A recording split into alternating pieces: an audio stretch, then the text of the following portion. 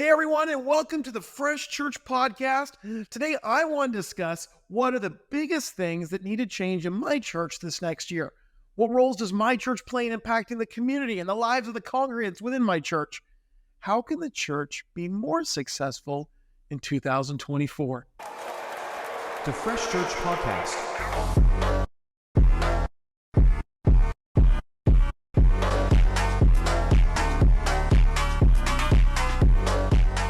Doesn't it feel when you're in church leadership that you spend most of your time putting out fires, accomplishing to-do lists that seem to take you away from friends and family, and just trying to survive? And some days, that's enough.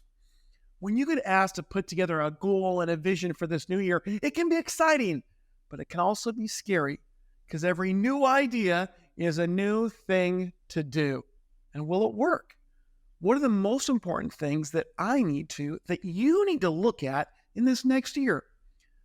There are personal and family goals that can be discussed in a later podcast, but when it comes to how your church, your ministry can be more successful in 2024, I've put together the perfect list for you.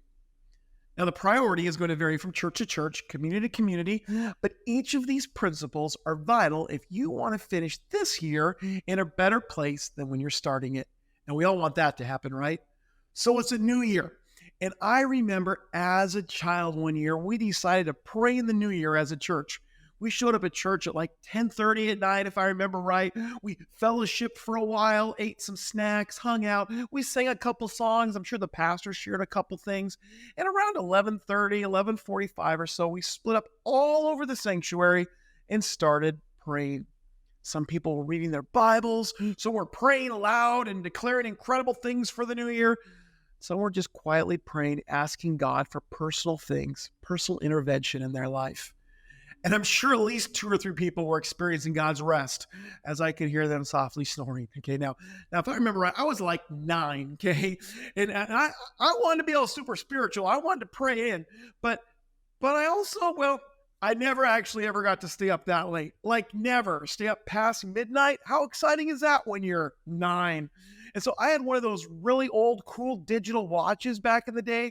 You know, the ones where I had the time digitally, and then if you pushed a button, it showed you the date. Okay, and I had one at that time that showed me the month, the date, and the year. And I got to thinking, at midnight, literally everything on that's going to change. I know the time's going to change. It's going to go to 12 o'clock, but the date is going to change all the way through, including the year. I mean, I'll probably never get to see that happen again, at least in the mind of a 9-year-old. And so that was the most important thing of the night.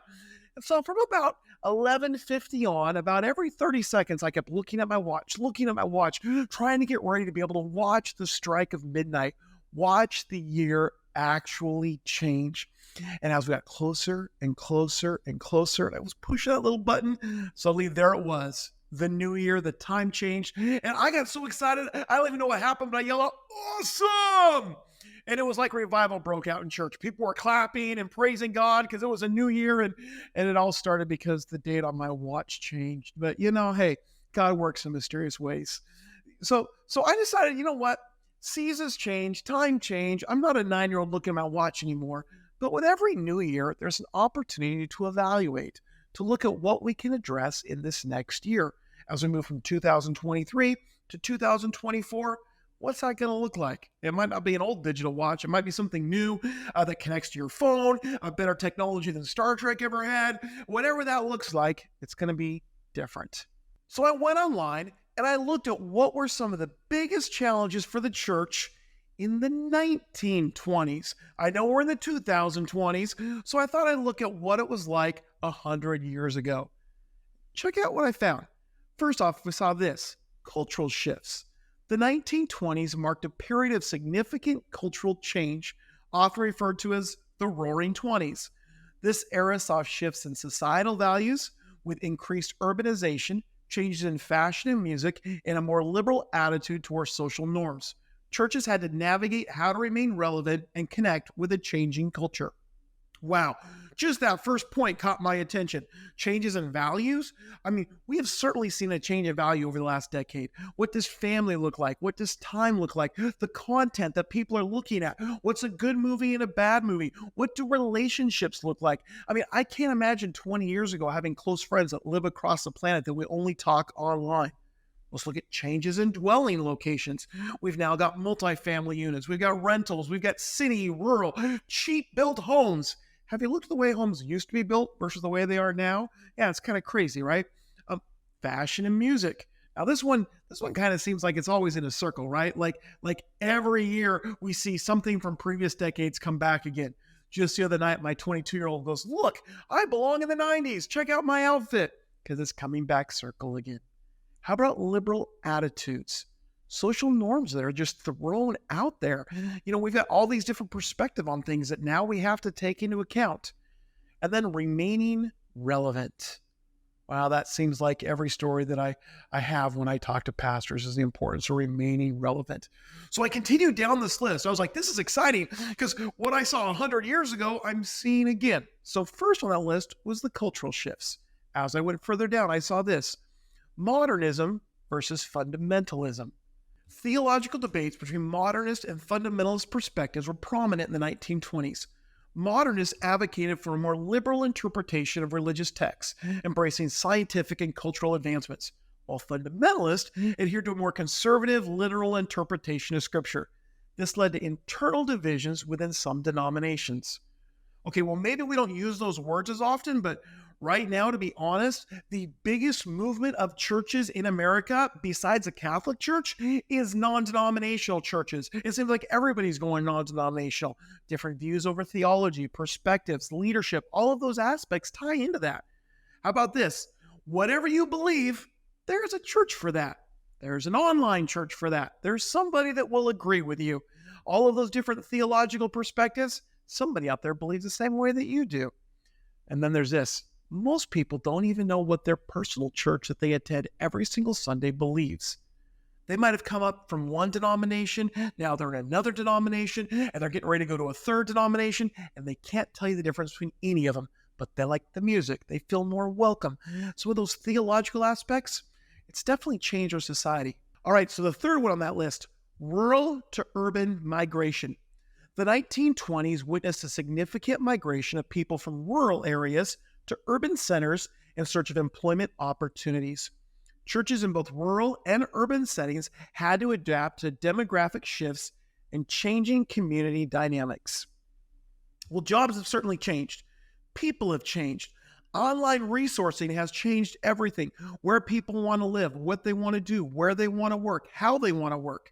And there's migration all over the country, and beyond that, all over the world. There's a movement to cities. There's a movement away from cities.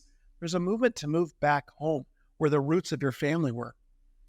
In the midst of that, though, we see that churches no longer represent their neighborhoods a lot of times. For example, there'll be one socioeconomical group that will have left that community. The church remains there, but they don't always minister to the people around them. Maybe ethnically, they look different than the people around them. Diversity seems to be challenges for some of these churches. So let me ask you this. Are you reaching your local audience? The people around you, are they represented in your church? The fourth one is economic challenges. Hello, right? The decade began with economic prosperity, but the latter part saw the onset of the Great Depression. Economic uncertainty and hardship affected congregants' ability to support their churches financially, posing challenges for maintaining church operation and supporting outreach efforts. Wow, does that sound familiar or what? I mean, jobs, finances, inflation, economy, it's all over the news. We're in this up and down sequence throughout this decade. And it affects us as a church budgets, legal challenges, the cost of just doing business, to keep the lights on, to pay staff, to cover all those extra expenses. The cost of a snack in the nursery has gone through the roof. I mean, it's just incredible. Yet in the midst of that, people have less money they feel that they can give to nonprofit organizations. Next, we look at prohibition and social issues. The prohibition of alcohol and the rise of social issues, such as women's suffrage and racial tensions, were prevalent during this time. Churches were often called upon to take positions on these social matters, leading to internal and external conflicts. Well, look across our country. We've got legalization of marijuana, prescription drugs on the rise, medications like never before, and several natural remedies that actually are being shut down and you can't even get anymore. We can talk about sexism, racism, culturalism, patriotism, the battle within the church regarding abortion and LGBTQ rights. We definitely have issues the church is having to address. Let's look at this one. Technological changes. Listen to this. The 1920s witnessed the widespread adoption of new technologies, including radio. Did you hear that? Radio. Churches had to adapt to these changes to reach a broader audience and explore new ways to deliver sermons and messages. I remember we went on a road trip and I decided to challenge my daughter. I said, hey, why don't you find something on the radio? And I had to teach her how to change a channel and how to find things. And she was frustrated because stations would come in and out of reception. And by the time she got done, she just shut it off. I would rather sit in silence and try to figure this radio out. Yeah, technology has certainly changed. Back then it was the radio. Now we have all kinds of technologies at our hand. And there's a new way of delivering content. And we have to be aware of that. Beyond that, we need to be aware of the attention span of our listeners, that there are different devices and different screens they have. I mean, I heard a statistic once that a typical kid can watch up to 5 different screens and be able to tell you everything that they're seeing. Wow. And on top of that, they have a 5 to 8 second attention span. Yeah, we definitely have some technological challenges. Let's look at this one, secularization. The 1920s saw a trend towards secularization, with some individuals becoming less involved in organized religion. Churches had to grapple with how to address the shift and maintain their relevance in the life of their congregants. Well, church attendance certainly has changed. It went from 3 services a week to 1 a week, and now if we can get people to come once a month, we're excited. And the commitment level, getting people to participate, to volunteer. Key leaders have stepped down because they're just too busy. They don't see the reason to be so involved all the time in their local church. And it's getting harder and harder to cover those spots. What about discipleship? Have our churches gotten to the point where we're willing to just take somebody no matter where they're at and say, hey, you're a Christian, you're a disciple, there you go. And don't actually ask them to have any life change or walk them through the tenets of our faith, walk them through what it means to have a Christ-like character. Are we doing costly discipleship or just cheap, get them saved and on their way discipleship? And then there's the new atheism. Is God relevant? Are we keeping Yahweh, Jesus, the Holy Spirit relevant in this day and age? I had challenges 100 years ago. I think we have more challenges now. Global events. The aftermath of World War I and the geopolitical landscape of the time posed challenges for churches in terms of addressing the impact of war on communities and navigating international relations. Wow. Global events, war, and more war. Just open up your app or a phone or turn on the TV. There's war everywhere. About child labor aspects, sex trafficking, injustice, online challenges that we're facing. You see, we have a global community beyond our local community, international friends and family, that now we have to work with, we have to be aware of. And it's a lot different than it was 100 years ago, but the challenges are still there. Okay, so I guess you can see there are a lot of similarities.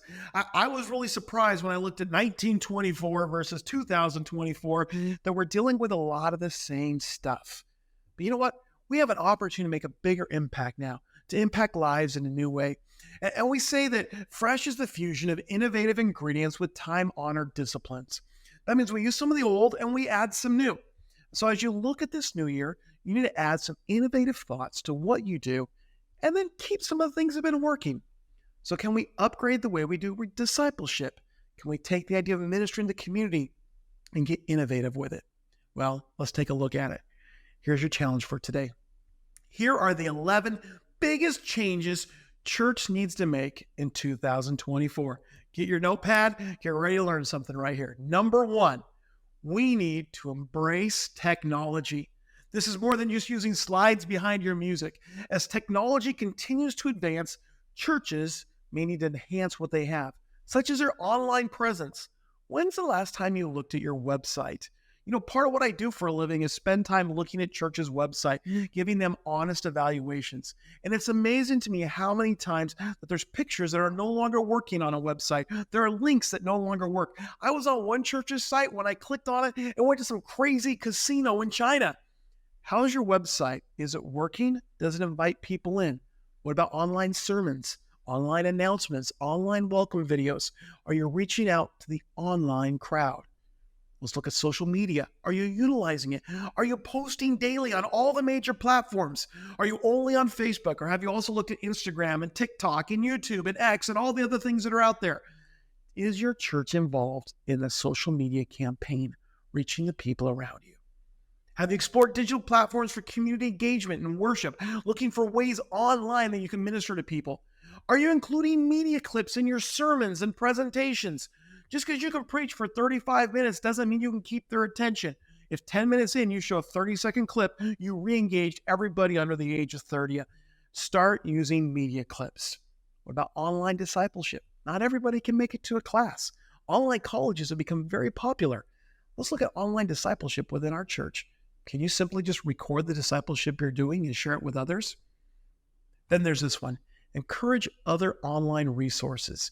It is perfectly fine to encourage the people in your church to look at other pastors online, other sermons, other ways that churches are doing things. We're in this great big world. Let's learn from it. We're not competing against it. We're working together to build a stronger church. All right, number 2, inclusivity. Emphasizing inclusivity and diversity within the church community is crucial. This involves creating an environment where everyone feels welcome, regardless of background, race, gender, or socioeconomic status. Let me ask you, when's the last time you evaluated your current congregation versus your community? Do you look the same as your community? Do you act the same as your community? Are you reaching the people of your community? Start the conversation at a leadership level. Look for judgmental or social biases that need addressed. Look at some of the ways that you're doing things. Give your students freedom to correct you. Bring in some teenagers, some young adults, and get their opinions on things. If you give them the freedom to talk, they will do it. And they will let you know, Pastor, some of the things that you're saying in your sermon that actually turn people off, that actually make people not want to come back to your church, even if it doesn't represent them, because the importance of inclusivity is so important for this age group. That's helped me a lot over the years to work through some of the things that I didn't even realize I had biases in my life, things that I was judgmental of, because I allowed my kids to speak into my life. Allow these students to speak into your life and your church as well. And striking that balance between staying true to your core beliefs and being inclusive, it can be challenging, and you need to get everybody on board as you work through it. All right, number 3, community outreach. Churches could focus more on outreach programs and community involvement. This could include partnering with local organizations, addressing social issues, and actively contributing to the well-being of the community. Millennials really find this important, and Gen Z similarly, if you can get them excited about it. You see, there's a difference between outreach and evangelism. And sometimes at church, we don't always get that. We do an outreach event, but we feel there's got to be the switch and bait. We've got to get people saved. Yeah, sometimes it's just okay to feed people. And sometimes it's a good idea to preach the gospel. So once a month, reach out to a new organization. Find nonprofits in your area that you can assist. Connect with them. Build some new relationships and touch base with some of those old ones. See how you can work within your community. You know, I think back to the Great Commission, where we were told to make disciples in Jerusalem, Judea, Samaria, to the ends of the earth. If you look geographically at that, you've got your city. You've got the area surrounding your city. You've got that area up the road that you don't like very much. In Ohio, that's Michigan for us. And then there's to the ends of the world. Is your church reaching the people around you, locally and on a broader scale? And understand that the public perception of the church is in trouble right now. So you get to be the church, the Big C church, and your local church as well. You're the example of Jesus when you reach out in your community. All right, so we're looking at the 11 things that need to change as we go into 2024. And number 4 on the list is adapting worship styles. You knew at some point we were going to talk about music, right? So recognizing and incorporating diverse worship styles to meet the preferences and needs of a varied congregation can foster a more inclusive, engaging worship experience. In other words, we have a lot of different types of music at our disposal. We can listen to the radio. We can listen to online things. We have so many different things. Even just going on a road trip with my family, it's amazing how many different genres of music we listen to. If you're a family ministry, that means that you're focused from children through adults through senior citizens. that it's important that you need music for the entire family. And it's okay to tell people that. Hey, when we worship at this church, we want everybody to feel like they're part of it. So when's the last time you looked at the years of the songs on your song list this past Sunday? You know, when we go visit churches, my wife gets a kick out of that. She looks up on her phone. She's like, well, this song was written in 1994, and this song was written in 1998, and this was in 1982. Nothing from 2000 or sooner is even being played. You know what? Break it up a little bit. Sing an old hymn or an old song that the older people in your church will love. Maybe it's a remake of one of those that connects at multi-generations. Pull up a song from the 90s or maybe even the 80s, because there's some adults in there that are like, I remember when God spoke to me as the deer pants for the water. And then pick a song from the last 10 years. Get something more modern, something that's more upbeat. Change it up a little bit. Remember that you've got people at different age groups within your church. Your worship experience should show that accordingly. It doesn't always have to be for one particular 10-year gap of people. Minister to the entire church. Maybe once in a while, you got to understand that people don't like to participate in this day and age. Sometimes they just like to observe. So it's okay to do a performance track or a cover song. It's okay to let them sit, just listen and watch the words on the screen. Sometimes it's okay to have them stand, maybe come forward, whatever that is. Just be willing to be diverse in the way that you do worship. Also realize there are different genres of music out there. So have fun with it. Maybe just special worship nights, highlighting different styles or decades, and have a jazz night or have a country night. Change it up a little bit. Now, you also got to keep in mind, you are not trying to do a Taylor Swift concert. You cannot pull out this professional production every single Sunday. Not only are you going to kill your staff, you're going to wear out your volunteers. And the reality is, it's not sustainable. So it's okay just to be you, to do what you do and do it well. Don't compare yourself to other people. Have fun as a church. Hey, this is who we are. Honestly, people are coming back to your church because of relationship, not because of the song you chose on Sunday. Remember this, you're still a house of prayer. I mean, sometimes it's okay to be still, to meditate, to just be quiet sometimes. Maybe it's reading a verse from the Bible. Maybe some of those Psalms that requires response from the congregation. Sometimes just being still and knowing that He is God can do a lot in this loud world that we're in. And whatever you do, be yourself, be authentic. All right, number 5, environmental stewardship. Churches may consider adopting more sustainable practices and promoting environmental stewardship. This can involve reducing waste, energy conservation, and supporting initiatives that contribute to the well-being of the planet. I've got a great kids pastor friend in Kansas City, and she loves Arbor Day. She loves to plant a tree. More of that needs to happen. So here are a couple things I want to encourage you with. If you want to reach a younger generation, stop bragging about your gas-guzzling church van, and we've always done it this way, and anytime you can make green choices, celebrate them. They want to hear that.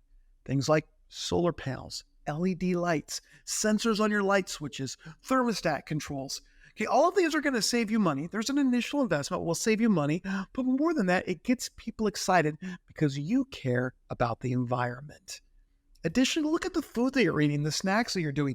Are they healthy or are they just the cheapest thing you could find?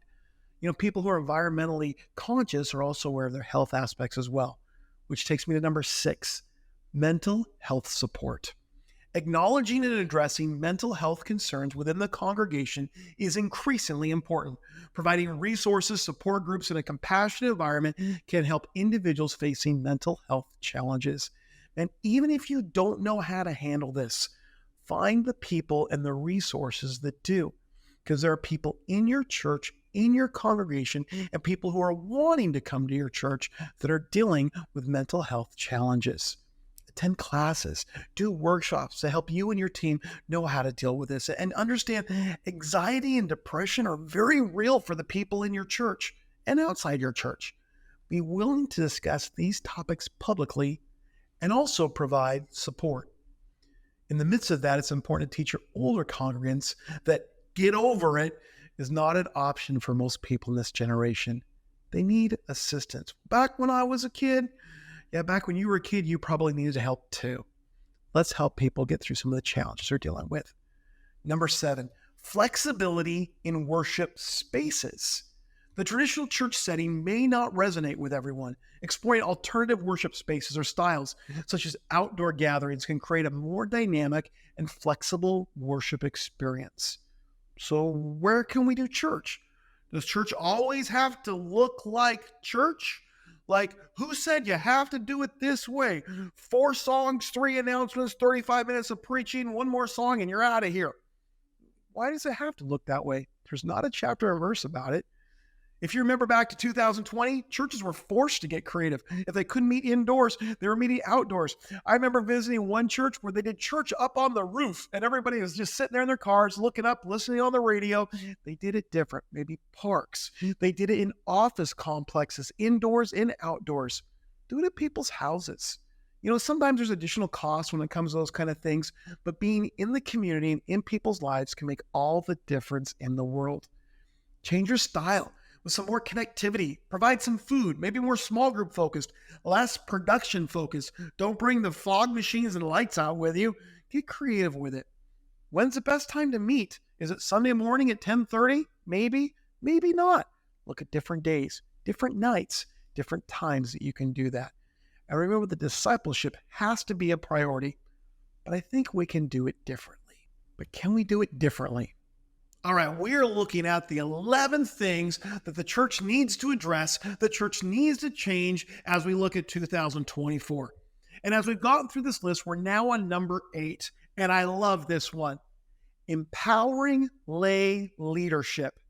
Encouraging and empowering lay members to take on leadership roles or responsibilities can distribute the workload and foster a stronger sense of community involvement. Okay, I'm just going to pause for a second. I see church after church that after 2020 are still trying to maintain the staff size that they have, but they've lost their attendance. They've lost the income. Their offerings have gone down. And the cost of doing business, of paying employees, of benefits is such that the churches are financially going under. And what we see in that is that now properties are going into decay, people are being laid off, and overall, people have a really hard feeling when it comes to church.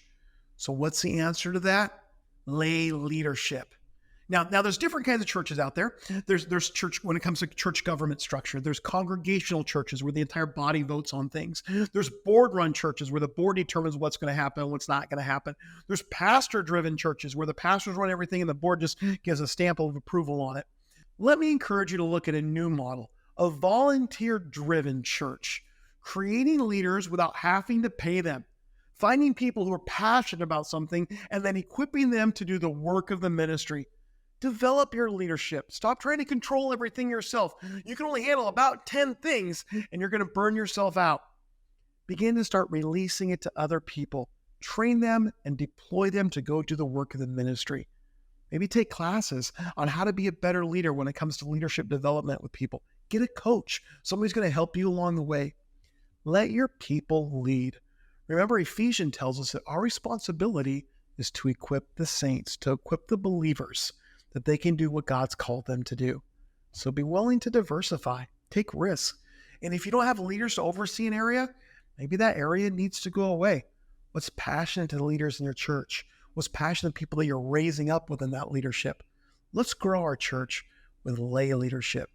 Sometimes that means hiring from within. Sometimes that just means finding the right person and going forward accordingly. All right, number 9, financial transparency. Enhancing transparency in financial matters can build trust within the congregation.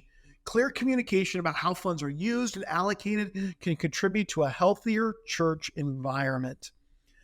I post a lot of things on social media, and the main comment I hear more often than not is about people who feel like the church abuses money. The pastors are rich, driving super nice cars. The churches are wasting money on all kinds of fancy trips, when most of the time churches are just trying to figure out how to pave their parking lot, how to replace a roof, and how to make sure their pastors might get a Christmas bonus. It's important that as a church, we're transparent. And so there's a time and a place for what you share and when you share it. And maybe you don't post it publicly in the bulletin every Sunday, but you do let your leaders, you let your church members know what's going on. Let them know the church isn't all about money. It's not all about the pastor and trying to take care of him. It's about doing the work of the kingdom. Be able to justify what you spend money on and what makes sense accordingly. And realize this, that Gen Zers, those young people right now between the ages of like 15 and 25 or 18 and 28, man, they can smell a rat in just a few seconds. You're like, what do you mean by that? Well, they can understand if there's a scam coming right away. They have realized because of social media and everything else that's out there, something doesn't smell right about that. So stop coercing. Be open. No secrets, no hidden motives. They can tell, and they're going to broadcast it accordingly. Be transparent. Maybe get creative with how and why and how often you ask people to give. Look at different ways that you can do that. All right, number 10, crisis preparedness. With the unpredictability of the world, churches might benefit from developing crisis management plans to address various challenges, whether natural disasters, public health crises, or other unforeseen events. This used to be a big thing, 50, 60, 70 years ago.